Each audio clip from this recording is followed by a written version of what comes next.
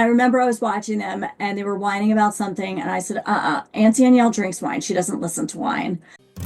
What if the truth came in a gel cap and we could just pop it in our mouths and forget about it? Well, it doesn't, and we can't. But we can laugh in the face of reality while plotting our survival. Welcome to the Truth Tastes Funny podcast. I am your host, Hersh Rephun, and if my guests can handle the truth, so can you. Open wide, folks. Here it comes.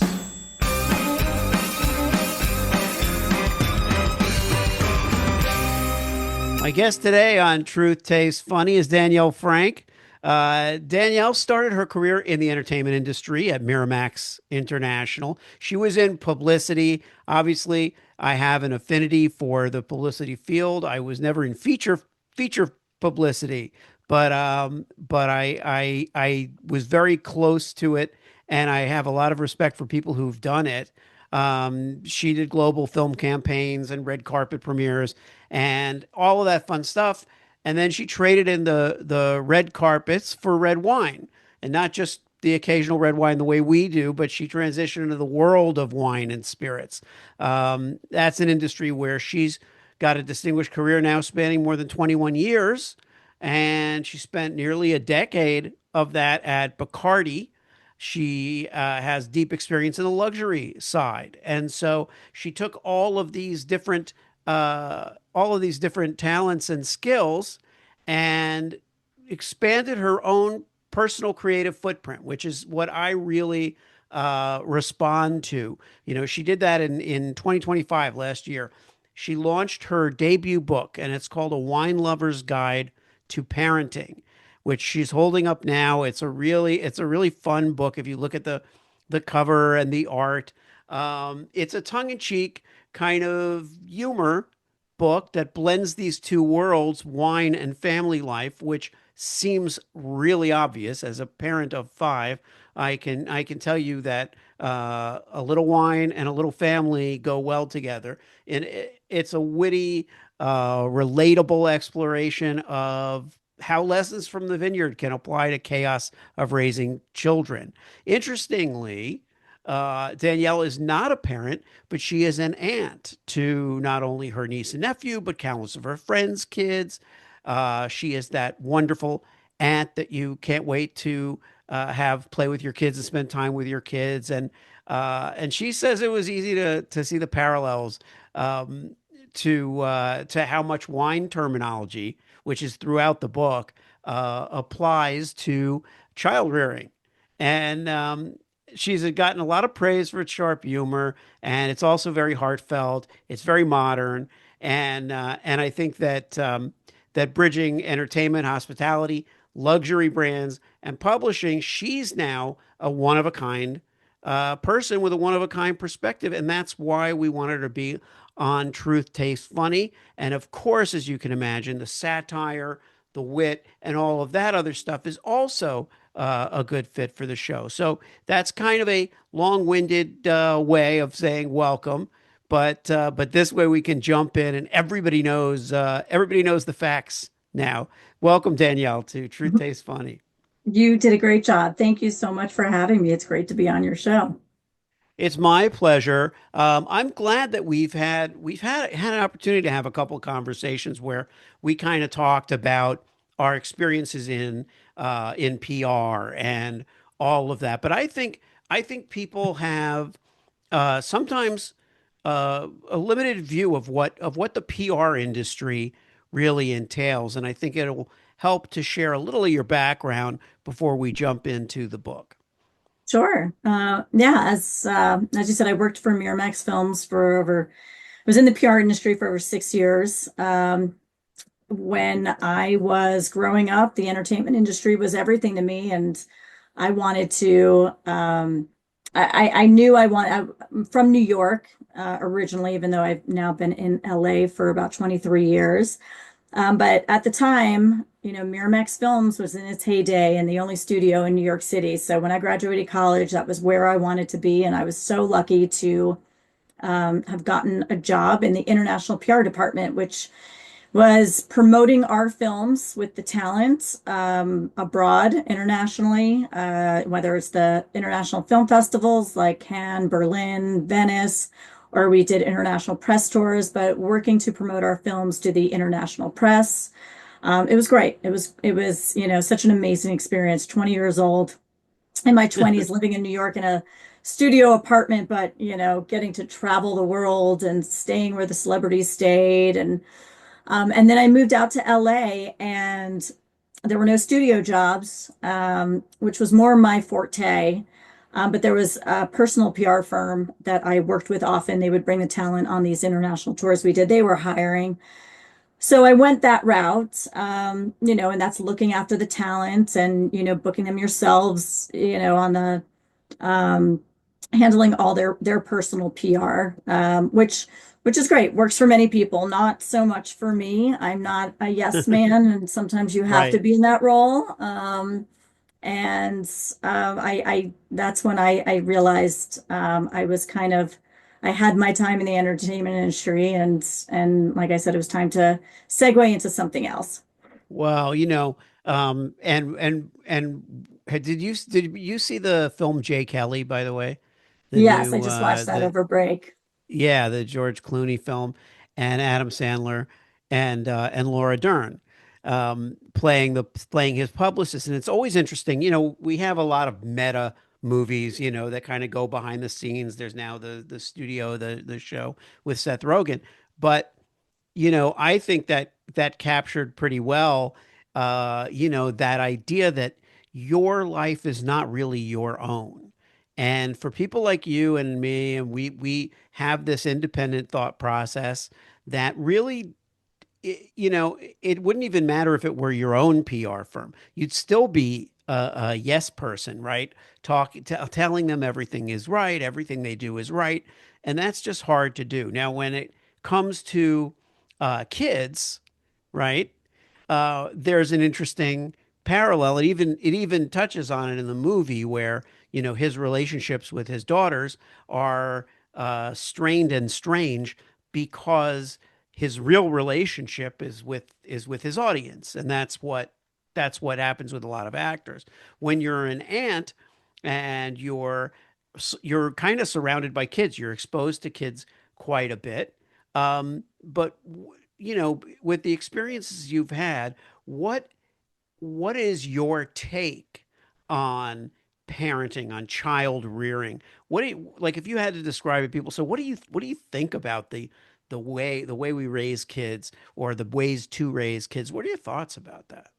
Well, I mean, Jay Kelly, that was an interesting thing to bring up because I thought it encapsulated, so much of the industry in such a perfect way. And like you said, the managers and the agents, and it doesn't mean that every relationship is like that, but that's one of the reasons why I wanted to get a personal PR. I remember one of the clients I was looking after, I had dinner plans with friends, and it was a client, and she just wanted to go to somebody else's movie premiere, and I had to cancel my plans to walk them down the red carpet. And I was like, oh, that's not for me. Like again, it works for some people, but um, yeah, I'm somebody that likes my life and likes that independence. But yeah, I think that kind of crosses over to, what you're asking about, like raising kids too. I just always believed in, you know, that not always yesing anybody. I just don't think yesing anybody, whether it's a PR client, I think you're doing them a disservice, and kids as well. And I think with kids, again,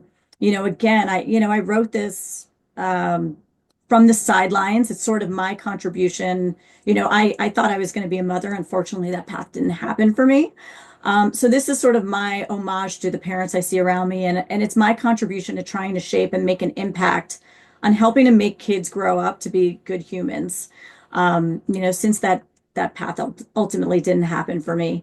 And it's easy to say, especially somebody that's not a parent, like this is the kind of style I would do. You never know once you're in it, but everyone that I see around me, my sister, my friends, kids and the way their kids are growing up, um, not always saying yes as was one of the key lessons I took away from this. And um, you know, poured into the book, into the lessons. One of the lessons is about, you have to let them fall in order to get up. If you're always yesing them and not giving them, a little, an extended leash, they're not going to learn on their own. You're not doing them a Yeah. disservice. So that's one of the things that I've seen from all the parents around me that I've included in the book as well.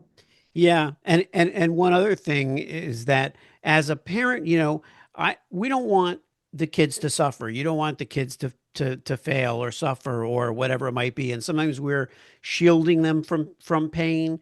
And it's the people that have a little bit of distance from them, educators and relatives and all of that, that can sometimes give that kid the real experience because they don't feel that pang of, oh my God, my kid is unhappy. And not all parents are like that. Some are pretty tough. They're good with the tough love.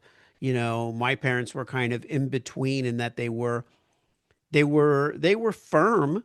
They didn't like go back on things they said, but they weren't tough in that way. They were very loving and warm. And I think that sometimes that makes you too soft. It makes you a little bit like you can get away with stuff. And Yeah. it's a challenge. Yeah, I draw a lot of that on the way I was raised too. My parents were divorced when I was one, and so I had, two different styles of parenting, so to speak. But um, a lot of the things that I inject in here, like I said, are the ways that I was raised. I wasn't given everything, and Right. I was taught to, work for, whether, my dad did very well, but it was, he didn't hand me things on a plate because, and I love that. I'm so grateful for that because every step of the way, and I've said it at every step of the way, like I wouldn't have been able to do it if I didn't have the belief in myself that I can do it and the trust from my parents to know and instill in me that, you can't have everything handed to you. You see a lot of people, sometimes you see the people with the most resources are, they're not given, we think they have all the advantages, but they're really being hindered by not having that ability to understand that they can go after things and land on their own 2 feet. And that's, my dad did really, really well. And he had made some bad business decisions and he lost all of his money. And I'll never forget when he said that to me when I graduated college, he said, let this be a lesson to you. Like Mm. you never know when it's gone and you work hard for everything you have and you make and just know that it can all go away. So it's really stuck with me. It's just, that sort of lesson of like learning how to let them fall to get back up. Yeah. Yeah. The lessons kind of come before the rewards in life as well. And Yeah. with the book, you're creating almost a guide to wines and wine terminology and what was the process of putting the book together? Because on the one hand, you have the kind of poetic side, and then on the other side, you have these little nuggets of knowledge. How did you go about like figuring out how to assemble this book? Yeah. And I'd love after this, I'd love to read a chapter because I think when listeners hear, Oh, get a sure. feel for what the book's about, they understand. A lot of things. I've always had a creative outlet. I've always loved writing. I love rhyming as well. So I've always like written stuff. And, around the time my engagement broke off, I broke off my engagement because my fiance has kids from a first marriage. And even though he said he would have another kid, ultimately I realized he didn't actually want more. And I did. So I broke it off, and right around that same time, again, I started to just pour my therapy is pouring myself into writing. And right around that time, I was also I was watching my niece and nephew once who were kids at the time. They're grown adults now, which is crazy. And they're great kids. They were great kids, but of course, kids tend to have some wine moments. And I remember I was watching them and they were whining about something. And I said, Aunt Danielle drinks wine. She doesn't listen to wine. And so all the pieces started to come together in my head because, um, it was all different elements coming together. One, the book "Go the F to Sleep" by Adam Mansbach had Yeah. recently come out, so it sort of opened the door to this new genre, this new type of like children's book written for adults. And because I love to rhyme, I thought this was a fun way to create a project that I can, like I said, pour myself into a book that helps contribute to trying to shape and make an impact on how kids grow and become good humans. I also, working in the wine industry and being a wine lover, um, I love the idea of making wine knowledge accessible and, not so daunting. So many friends, when I go out to dinner and the wine list comes, they just want to throw it to me. But, wine doesn't have to be so jarring and scary, and it's all subjective. What I like might be different than what you like. And so it all came together with turning this into, short, quick lessons, rhyming on how to raise your kids well, but related to wine terminology. And every time I give a wine term, I give the definition. So if Yeah. you'll allow me, I'll read a chapter and give an Yes. example. Yeah, so Yes, chapter please. lesson 3 is you don't want your kids to ferment. So if anybody knows the fermentation process in winemaking is when you turn sugar into alcohol. And obviously, when we think of sugar, it's something sweet. Alcohol, we think of something, astringent, harsh, biting. So this is about not letting your kids ferment and to be harsh and it's about having manners. So manners, manners, manners are the key to it all. These lessons need to start even when they're small. Teach them this from day one before they start to crawl. You don't want your kid to be the sour grape in the bunch and turn into a spoiled brat that kids want to punch. When they start talking, make sure they know thank you and please, and to always say bless you when they hear someone sneeze. Please and thank you are an absolute bust. Without that, oh no, I screwed that up. Please and thank you are an absolute must. Without that, your child's a total bust. There's nothing worse than a child who has behavior that is crude, because it'll continue as they're older and become someone who's rude. People don't take kindly to and aren't nice to those with attitude, because it's very off-putting and puts others in a bad mood, oftentimes causing confrontation and leads to a nasty feud. Wanting to put a little bit of poison in your child's food. Is that really how you want your kids to be viewed? Wouldn't you prefer that there's someone who's wooed? Without manners, they'll ferment and turn into someone harsh and biting. They may turn into a kid who's rude, obnoxious, and always fighting. So teach your kids some manners and to have some heart and soul. Without that, your kid may well turn into an a-hole. I love that the end of that because the rest is like I'm listening to it and I read the book, but I'm listening to it and I'm like, this is really good advice.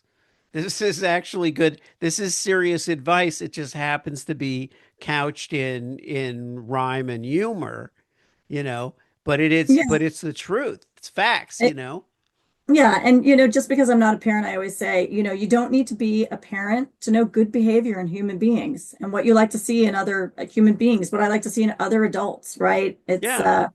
But obviously, parents, caretakers, they have that opportunity to instill these lessons while they're young, while they're still, being molded and shaped. And, that's why I liked writing it in this style to make it fun. I'm not a child expert. I'm not a clinical expert on the matter. And so this way it's just, to me, as I said, it's my contribution to shaping good humans, but in a fun, lighthearted way, in a way to make people laugh through the chaos. And again, sometimes I say that when you're in the battlefield and in the trenches, it's hard to see that grape juice you're drinking can turn into a nice Cabernet, at least from the Right. sidelines. Me watching and me having this, bird's eye view on the sidelines, knowing the wine terms, able to create this homage to parents out there and put it all together. Yeah. And could you share one of the bits where you define you use a term in the book and then define it? Um, Yeah, so just like another chapter is about giving your kids a nice, oh no, this one I like a lot too. Lesson 7, I think, is important. Is your kid a mulled wine? So right. Yeah. a mulled wine is wine that's spiced, heated. It's served as a punch bowl. Um, and I actually give a recipe for mulled wine, which is great for this time of year. But this is relating it to, is your kid mold, spice, heated, packing a punch? We know that bullying is a big problem these days. And so this is highlighting that. You want to know if your kids mold and spice and heated, packing a punch, are they doing that at school? You know who they are outside of the home versus inside the home as well. Yeah, I love it. I love it. Well, this is wonderful. Um, I want you to tell us where people can find the book and all of that. But then also, after you share that, let us know what you've got in the works and what you're thinking about doing, because I know you have some other ideas. Yeah, well, it's online at Amazon.com and BarnesandNoble.com. I think I'm working on, I've already started working on the second iteration of this style book called A Whiskey Lover's Guide to Dog Breeds. I'm a dog mom and I know, and I love whiskey too. So this will be the next iteration for those people, whether they're dog lovers, whiskey lovers, or both. And like I say, even with this book, you don't need to be a parent. It could be for an aunt, uncle, or just a wine lover or somebody that loves a good humor book. Um, so it really is for everybody, and that's what I hope that the Whiskey Lover's Guide to Dog Breeds can be for a wide, broad audience as well. Oh, I'm already looking forward to that one. Send me an advance copy, and You got it. I'll write an endorsement of it. I can definitely relate to that. Well, listen, thank you so much, Danielle, for coming on Truth Tastes Funny. I really encourage people to get the book, to check it out. It is a wonderful blend of humor, sound advice, and tidbits of wine knowledge that you wouldn't otherwise find. So, thank you so much for coming on the show. Thank you again so much for having me and letting me share my story with everyone. Thanks so much for tuning into Truth Tastes Funny. If you enjoyed the experience, please leave a 5-star review and share this podcast with your friends.